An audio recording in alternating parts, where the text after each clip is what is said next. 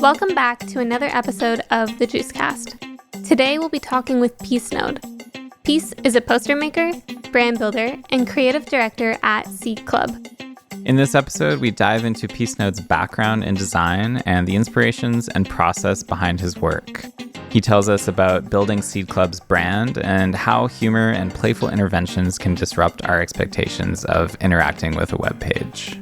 We also touch on the latest friend tech craze, how on-chain media is social media, and why we need more dynamic means of exchange. This was a fun and laid-back conversation with Peace, who is one of our favorite accounts to follow these days, so we hope you enjoy this episode. All right, welcome Peace. Welcome to the Juicecast. Thank you for joining us today. How are you doing? Amazing. Yeah, thanks for having me over. Doing super good. How are y'all?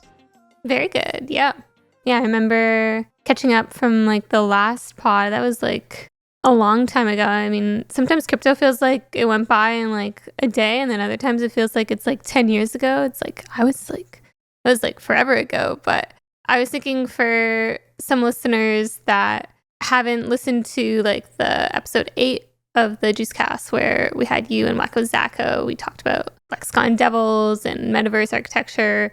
I was thinking maybe we could get you to talk a little bit about your background and sort of how you ended up in Web3 for those that hadn't already listened to that episode. Sure. Yeah, so I am a poster maker, artist. I'm a musician who was doing bands for many years, and along with doing bands comes a lot of promotional work and creating collectibles and doing merchandise and just general fun things that people love doing around hobbies and passions that they have, and creating ways to share that with other people. And so through that, there was a ton of graphic needs. And after resisting for many years, I got a cheap laptop and got a bunch of freeware. I was on Inkscape and GIMP, and I was we could make our own record covers. I had a buddy from Feel It Records who had this person who would do offset printing on the center labels in this really funny way to where they just required SVG graphics, and that blew my mind. I was the hell is an SVG? And yeah, so that was actually how I ended up on Inkscape. And then from there I was oh cool, vectors are amazing. I'm gonna print this as big as I can. And so I fell down that rabbit hole and started posting to Instagram and started falling into I guess I didn't even know it at the time, but it's what people call the creator economy, good old fashioned classic 2015 creator economy. What a thing, right? But anyway, so that whole thing happened. Like everyone, COVID brought my life to a screeching halt. I got Joe Biden's amazing stimmy, and someone on Instagram hit me up and was hey, we can turn $300 into $3,000. I was geez, that is an offer. I can't afford not to. So I was well, how are you going to do this? They told me to go buy Bitcoin on Cash App. And I was okay, cool. Well, that was right at the COVID crash. And so I bought Bitcoin and it pumped, and my $300 turned into $370. And I was I'll never work a day in my life again. Why would I ever send someone Bitcoin? This stuff is amazing. Right. Which is really funny, but that sent me down a media wormhole of all this information, scouring YouTube and Reddit, and truly just the most vile sources of information that you could ever find about crypto. But it was cool because I learned a lot. And I started, buying tokens and getting into all kinds of fun stuff. And so then again, Instagram, it's from probably 2009 to 2015, I lived on Craigslist. And from 2015 to about 2020, I lived on Instagram. And I saw my friend Samsonite posting about data sovereignty. I messaged him. I was dude, you're totally into crypto. What are you posting about this stuff on Instagram for? And he was Joe, cool. We should talk. And then we linked up. He pulled me onto Twitter, started following all these different people. He pulled me into Song Camp, actually. He was we're doing this thing. We're into NFTs, but we're all musicians. We want to do something here. And Samsonite really introduced me to everyone. And then I fell into this whole social scene and have been tumbling down the way ever since. I love that your entry point is, well, to some extent comes from the poster making. And I want to get back to that later, and also thinking about how Instagram as a platform played like this big role in you building this kind of social graph, which then almost by like happenstance leads you to crypto through Samsonite. But I wonder if maybe we could talk about Seed Club and what you're working on there, and then tie that back into the posters. So your job title, like creative director at Seed Club, very fancy. But what does this mean exactly? Like, what is your role at Seed Club, and like, what are you working on the day to day? Yeah, well, Seed Club is a tight crew. I am, creative director is pretty funny, but they actually do give me a lot of creative freedom in such that collectively we do a lot of narrative shaping, and we do a lot of jamming on how to capture attention, what would be fun for our community, what would be a cool thing to go out and do that is enjoyable to interact with and accomplishes our mission of distribution and really supporting these founder networks in launching their projects. And so, yeah, I'm the solo designer right now at C Club. And so I get to do all kinds of fun stuff, from like marketing materials into web design, and really just trying to do and make as much as I can, because I think that the internet is a beautiful surface area to mark up.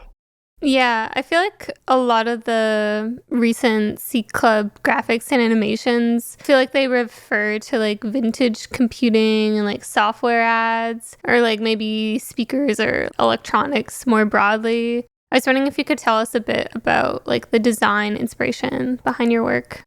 Yeah, you pretty much nailed it. I think like a lot of it is tongue in cheek.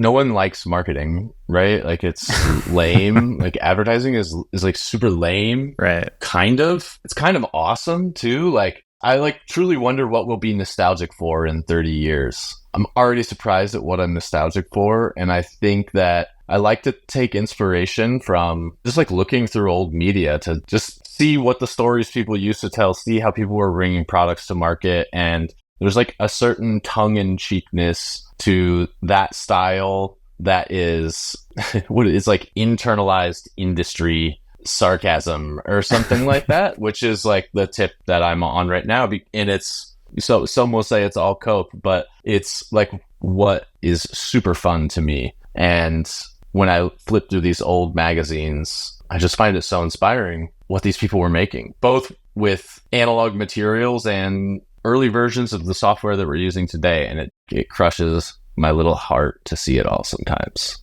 I'm curious, like, where are you finding these materials that you're referring to? Like, are you actually like looking at physical, like old magazines or books or catalogs, brochures, or are you finding them online, or both? I'm just curious to know more about the process of digging through these materials and then how they're finding their way into the stuff that you're making now for Seed Club or other projects. Totally. Sometimes I do get real magazines. The only magazines right now that I own are the Whole Earth catalog, Whole Earth for Kids. They had a Coevolution. They have a bunch of spin outs, and so I have some of those, and I have some Italian cooking magazines. Ooh. Yeah. Which I'm not actually doing like a ton of Italian cooking or anything, but these things are beautiful. And so specifically from 96 to 02 is what I'm looking at in Italian cooking. And the truth is, though, I am not a librarian, or I've been through that collecting phase of my life. It's so incredibly painful. I think it's really beautiful and really admire people who have good practices of that. But no, I sold all my records. I sold all my books. I donated my books. So I have a couple little chat books and a couple magazines, and that's all I own.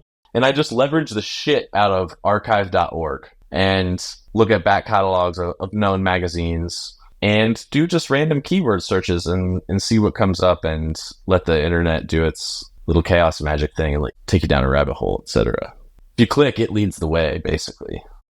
Yeah, it's interesting. I mean, like the way that you're talking about getting rid of all the physical stuff, like getting rid of the magazines and the books, it makes me think a little bit of Steve Jobs' like iPod era, where he became this sort of messiah of bringing the MP3 file to the masses. But at home, he listened to vinyl. And so there's this like funny dichotomy where at home he was actually an audiophile and this big high-end audio guy, and he would only listen to records. But then this very famous product that he was, not obviously not only Steve Jobs responsible at that time for this broader idea of like bringing music to the masses in this digital way, and how that ushered in all these other changes to the music industry. So I don't know. That's kind of like the opposite, I guess, of what you're describing, where you're going more on this digital tip to like do a sort of like an archaeology of these materials rather than like hoarding them in person. I just wonder, there's just like some practical things about it, like, do you think Steve Jobs cleaned his own records or like cleaned his own house and stuff? It's like, yeah, totally. The maintenance of life, it's a lot for me to take care of. The maintenance of my body is kind of like enough to keep me pretty well busy, along with like doing these like too long of days designing. I'm like obsessed with making pictures and stuff. And I would just rather make stuff than clean the dust, basically, is where I'm at. One of the things that Matthew and I noticed about Seed Club is that it has like a very clear visual identity across different platforms and different media. It has a certain vibe. And when you interact with Seed Club, this is one of the things that I think makes it stand out from many other crypto websites. So why do you think that brand is important for products and organizations? Like, why should we care about this as we build these new tools, infrastructure, products, etc. in crypto? This is a tough question. And like, I'm gonna give away my job or something like that? Could be. I think that brand is like a really confusing thing. I mean, like, well, one, repetition is just super important, but sometimes repetition also isn't literal. A lot of what Seed Club does is change and evolve constantly. And that evolution is a consistent part of our experience. And hitting these different cultural reference points is a part of that consistency as well. And so for me, I just think that the internet moves incredibly fast. And you can repeat something all day long, and you can build out your brand marks and your brand colors and your brand type, and you can do all these things. And like, depending on how you choose them, likely in 6 months, they're all going to be like incredibly out of fashion. You're going to look like super lame again.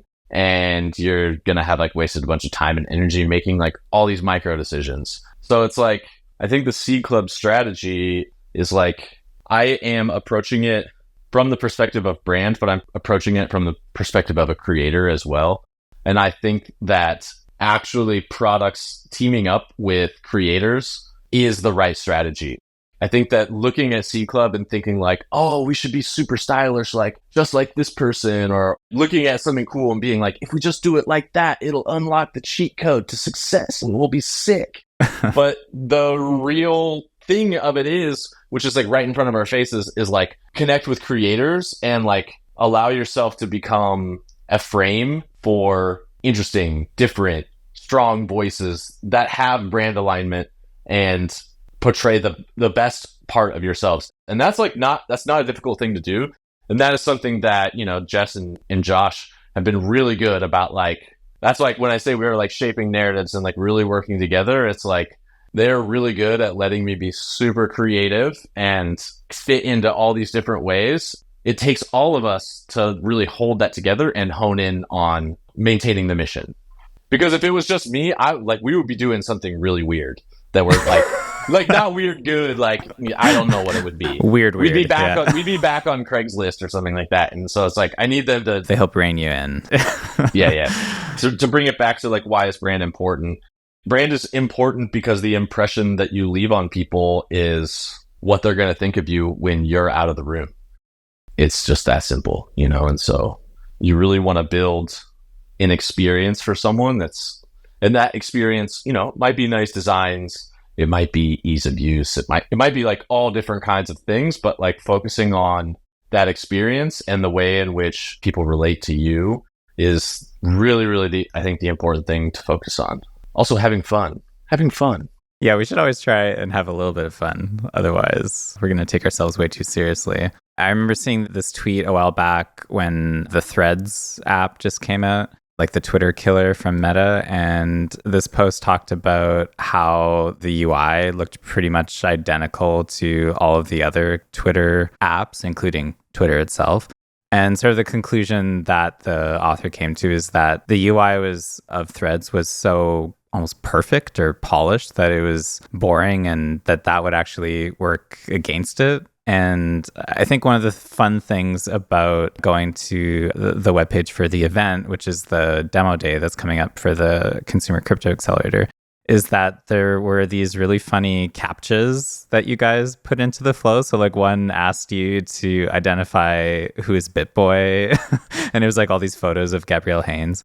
And another one asked, like, what kind of summer are you having? And, Onchain summer. And another one was like, click a fidgetal object. And this sort of like tongue-in-cheek humor that you talked about, like, what's nice about it is that, I mean, yes, it's funny, but it's also unexpected. It kind of is not the flow that you're expecting when you're talking about early stage founders and venture and all this type of stuff that can sometimes be a bit like self-important and serious. And then it kind of gives you a little jab of humor in there. So I'm wondering, I don't know if you could just talk a little bit about those sort of interventions in the user experience and sort of what you're going for. Interventions in user experience is so awesome because it does remind me of, I've never said his name out loud. Is it Chiron? Do you know who I'm talking about? Chiron. I'm not sure I do. K41RON. Well, it's so funny because they wrote this article called Crypto's Captcha Moment, and in it they're talking about the regular flow for, something that like verifies who you are, etc. And they were cracking up because they like, they responded to when we posted about the captchas. They were like, this is not the Captcha Moment I was talking about. But that interruption, that interruption of delight that you're talking about is a really fun thing. There's a feature I've been chasing. I saw someone post on Twitter about this YouTube feature where you can filter videos by color. So there was like a red, green, and blue. And I haven't seen it. I've been like ferociously updating. YouTube is the first app that I ever paid for, actually. So I've got my premium app. I upgraded. I got a family. I have a YouTube family now. I'm growing up. You started a family. But I don't have that feature of being able to search for like red, green, and blue. But man, the idea of that is so much fun and completely useless. And it's so awesome. And I really do think that people should be having fun like that with applications. I mean, depending on the brand that you're trying to build, Right. But I think ultimately that the internet is just designed for having your mind blown. Period. Point blank. And so if you're going to the internet, if you're building for the internet, you should like include a single Easter egg that is a fun moment for people. Yeah, because at the end of the day, we're all people and we want to laugh or be surprised or be like, oh, wait, what the hell? We want to have our minds blown. That's why we signed online in the first place. Yeah, totally. Speaking of being online, we recorded a podcast with Jess Loss to talk about Seed Club's history, vision, and we also touched on like the Consumer Crypto Accelerator and like the demo day coming up. And like if you scroll down on the Seed Club homepage, there's like the wallet posting section where you can mint like an open edition NFT for like the 6 accelerator thesis. And like one of the taglines, because there's like 3 little sections at the bottom written on angles, and one of the taglines reads, "On-chain media is social media." I was wondering if you could talk a little bit about like what this means, like maybe unpack it a little bit. Yeah. Oh man.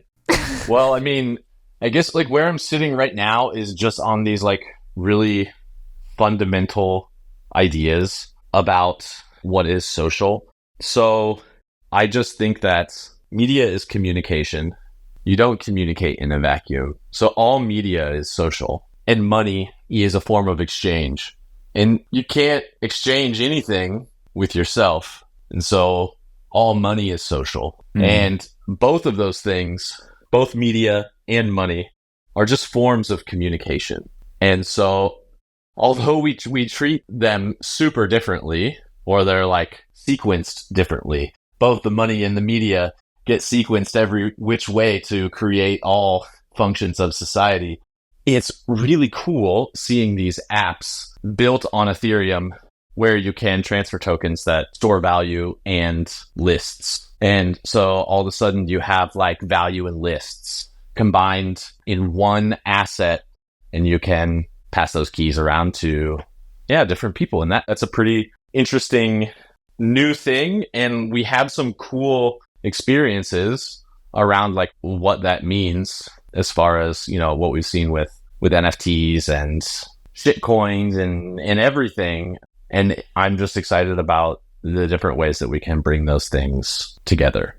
To go back to my experience with Instagram, for instance, I didn't have a smartphone until 2015. Just like, that's probably pretty normal, you know? Mm-hmm. But it like totally exploded my world open in this way where I was like, oh, okay, cool. I've got Instagram. I can like make something and share it with the world. And then I got like Venmo. And then eventually I graduated like PayPal. And then I was like, no DMs, email for commission. So like all of a sudden, yeah, I'm like using this like all these different things in order to like talk and transfer money and transfer over these like digital assets for people to do God knows what, post them incorrectly. So I think it's going to be a really wild world when some of these things can fold in on themselves and we can create more dynamic social apps. I should say, when we have social apps that have a more dynamic means of exchange. It's so funny.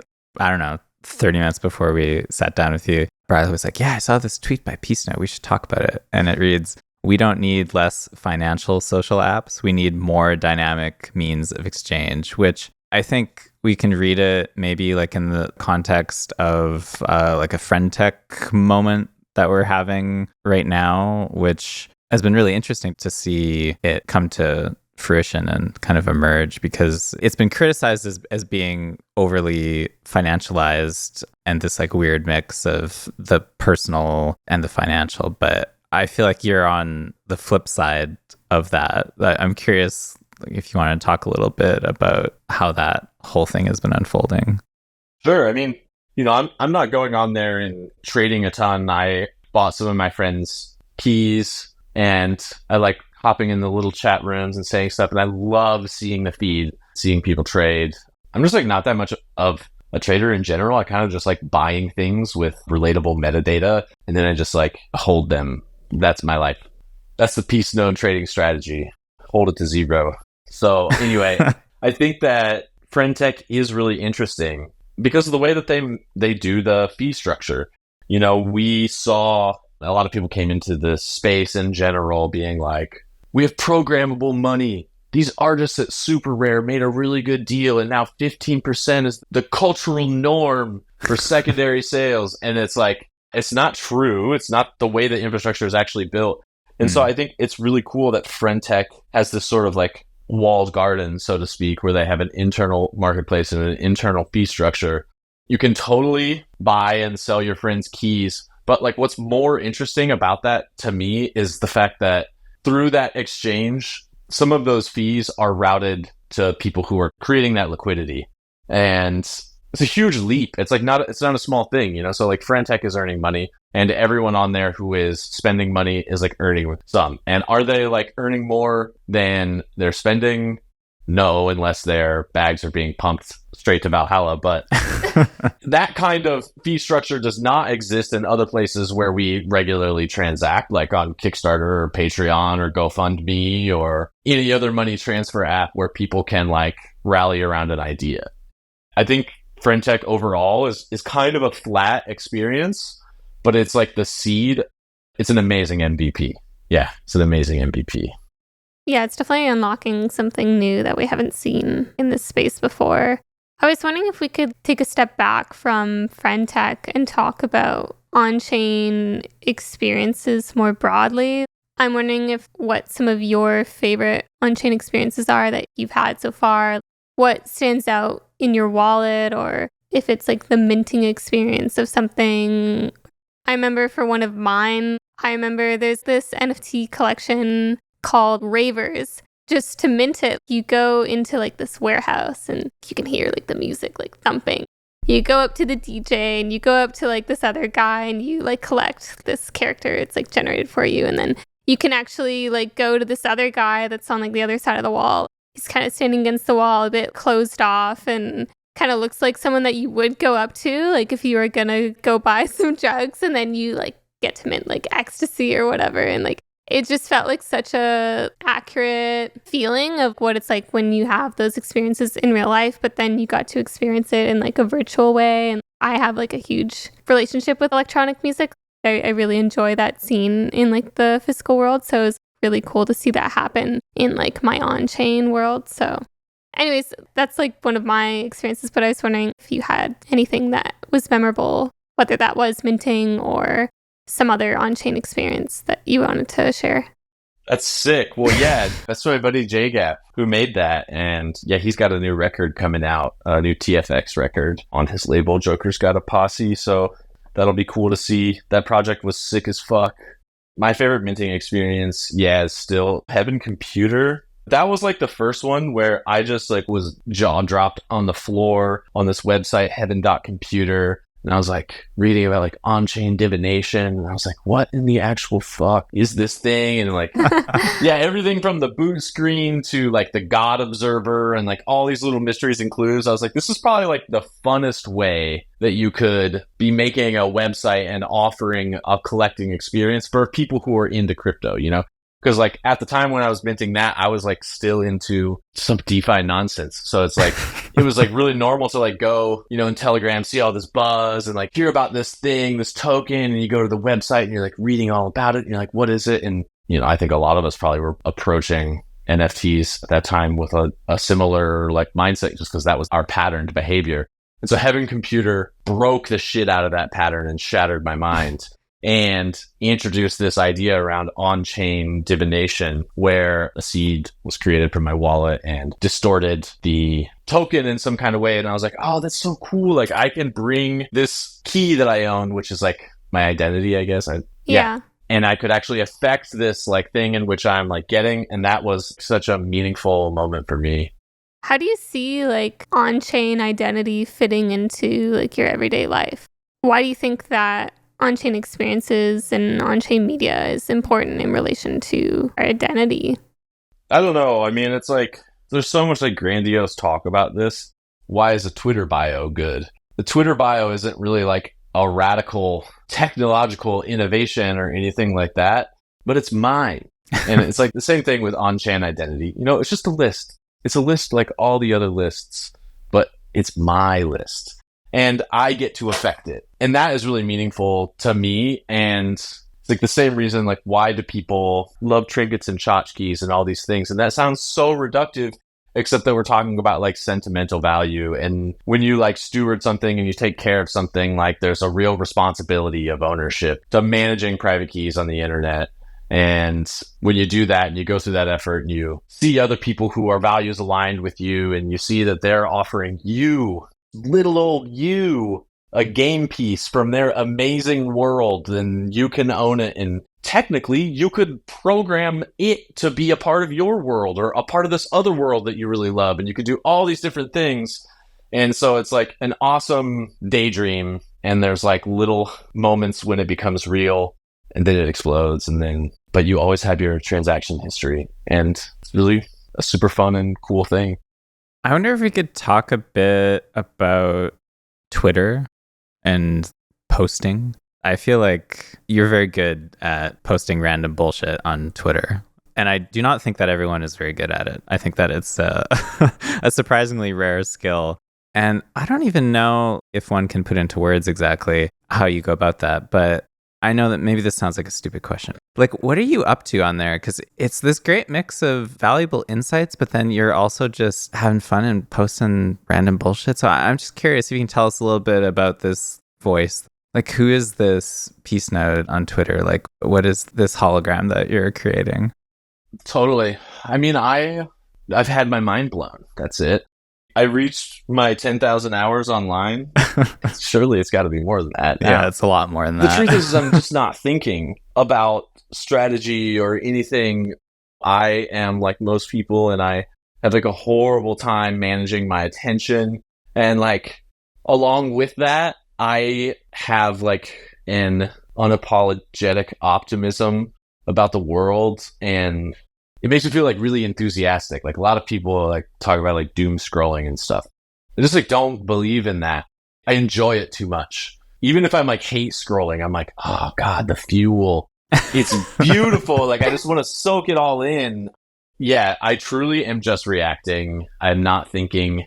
I do post some stuff and I'm like, why did I say that? It's like not that smart. It's not that well thought out. It's like really stupid. And yeah, maybe I should write an idea down and then I can go back later and refine it to say what I really want to say. But I don't know if I want to get into like a content strategy. I kind of just want to keep reacting to the world. And sometimes I take myself too seriously. And well, at different times I've definitely done that. And right now I'm in a really playful mood and it's helped me maybe see the forest for the trees. And that saying is really confusing to me because I actually don't know if we should be observing the forest or if we should be observing the trees. But I'm somewhere in the middle of both. That's like the ADX salvia ketamine. You're like, where am I standing in the room right now? Can't tell. Yeah. I really appreciate your like optimism when it comes up on my timeline because like market sentiment is psychotic. We're so fucking over it so bad. Always up and down. And generally, I would say that Discord servers are feeling a little dead these days. Twitter's falling apart and full of bots. Our social lives feel like they're becoming more fragmented online. Where do you see yourself hanging out with friends on the internet? Like, where have you been finding community in the bear? Oh, man. I'm on just like 24/7 with the Song Camp crew and Seed Club.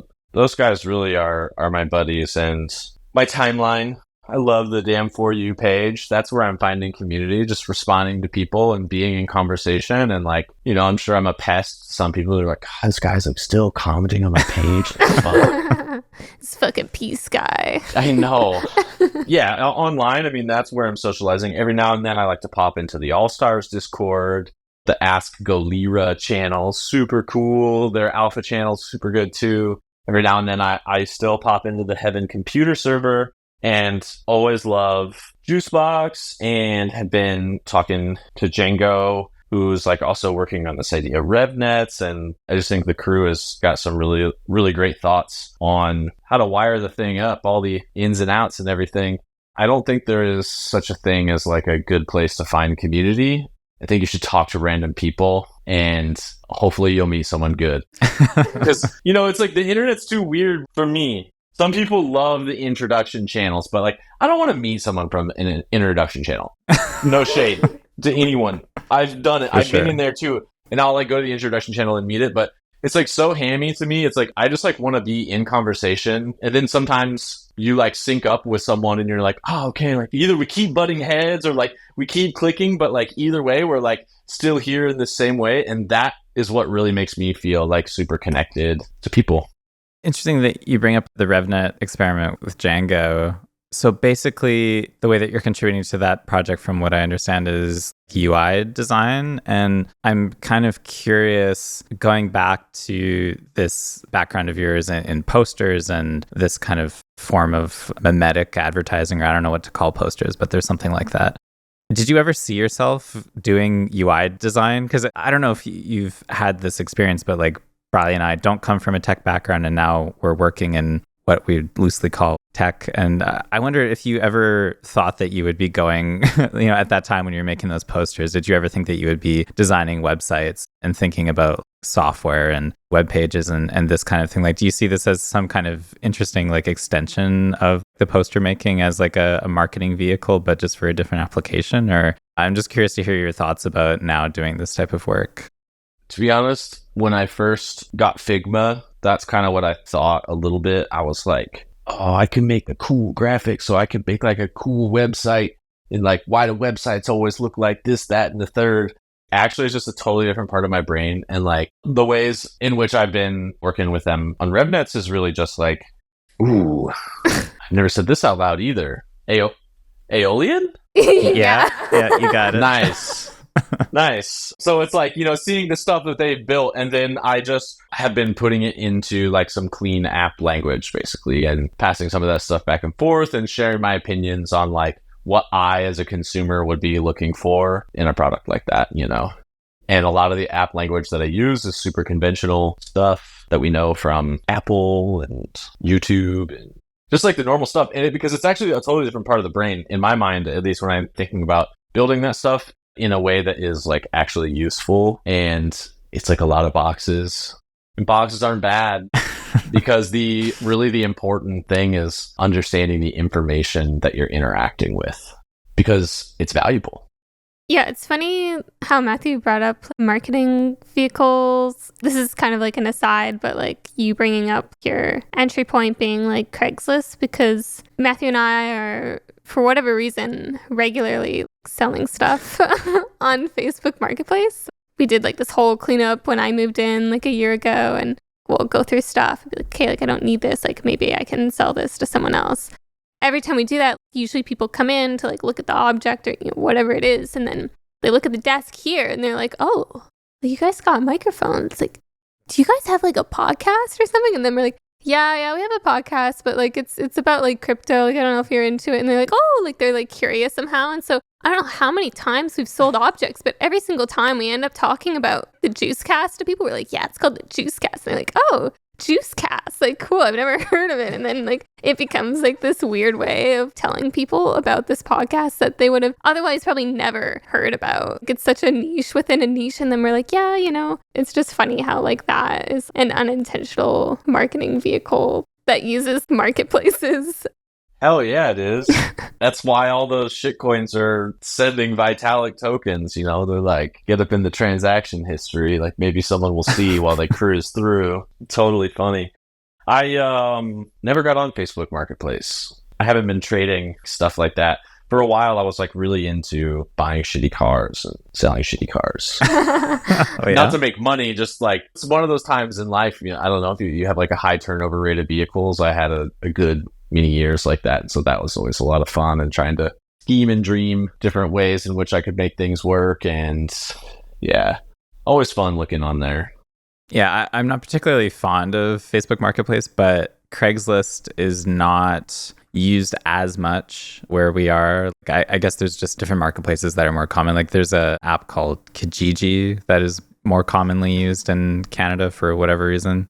There was a period of time, though, like a few years ago, I remember Montreal was actually really well known for its Craigslist misconnections culture. Like there was a big thing in Montreal about misconnections. Like this was just something that apparently was a big thing here. But unfortunately now Craigslist seems to be not as commonly used, and a lot of stuff goes through Marketplace. Like we've gotten most of our furniture on Marketplace for whatever reason. We just happen to find everything on Marketplace. It's the only thing I use Facebook for.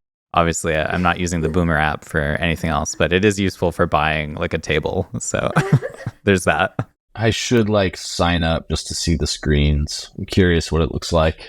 Yeah, it's super bland, Bland might be good. It's all about the usability. Like you guys are turning stuff over on there, so it must be useful. Yeah, it's definitely more active, and I think from like a safety point of view, like the fact that you can see someone's profile like can help affirm like whether or not this is like a legitimate offer that you're receiving, or if it's something that you're interested in. You can kind of get a sense if it's like a fake account or not, because like there are scams on there as well. So now we're talking Onchain social. Yeah.